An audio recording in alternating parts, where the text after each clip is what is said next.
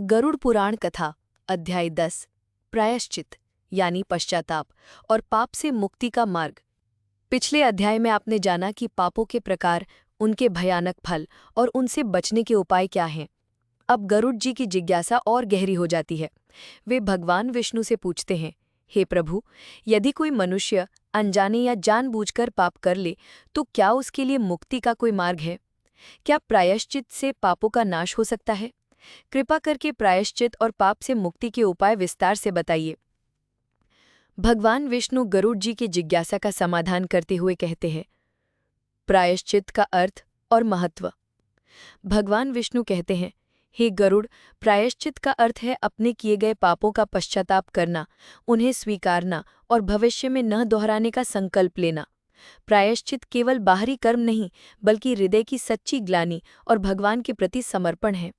जब मनुष्य अपने पापों को स्वीकार कर सच्चे मन से पश्चाताप करता है तो भगवान उसकी गलती क्षमा कर सकते हैं। प्रायश्चित के प्रकार। भगवान विष्णु प्रायश्चित के कई रूप बताते हैं। तपस्या और व्रत। पाप के निवारण के लिए विशेष व्रत, उपवास और तपस्या करना चाहिए, जैसे एकादशी व्रत, चंद्रायण व्रत, प्रदोष व्रत आदि। दान। अन्न, वस्त्र, धन, भूमि, गौ, स्वर्ण, जल, छाया, छाता, जूता और शिक्षा का दान पापों का क्षय करता है। तीर्थ यात्रा।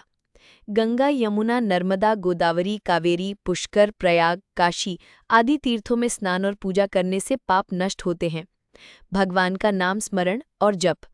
राम, कृष्ण, नारायण, हरि, ओम नमो भगवते वासुदेवाय आदि मंत्रों का जप और कीर्तन पापों को भस्म कर देता है। सच्चा पश्चाताप और क्षमा याचना। जिनका हमने दिल दुखाया हो उनसे क्षमा मांगना और भविष्य में ऐसा न करने का संकल्प लेना। प्रायश्चित के फल। भगवान विष्णु समझाते हैं, सच्चे मन से किया गया प्रायश्चित मनुष्य के हृदय को निर्मल करता है और आत्मा को शांति देता है। प्रायश्चित से ही मनुष्य अपने पापों का भार हल्का कर सकता है और पुण्य की ओर बढ़ सकता है। जो मनुष्य बार बार पाप करता है और केवल दिखावे के लिए प्रायश्चित करता है, उसके पाप क्षमा नहीं होते।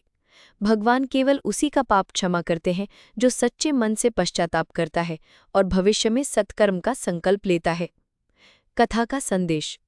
भगवान विष्णु गरुड़ जी से कहते हैं, हे गरुड़, मनुष्य से भूल हो जाना स्वाभाविक है, लेकिन उसे अपने पापों का प्रायश्चित अवश्य करना चाहिए। सत्संग, दान, सेवा, तप, तीर्थ और भगवान का नाम स्मरण, ये सब पापों से मुक्ति के श्रेष्ठ उपाय हैं।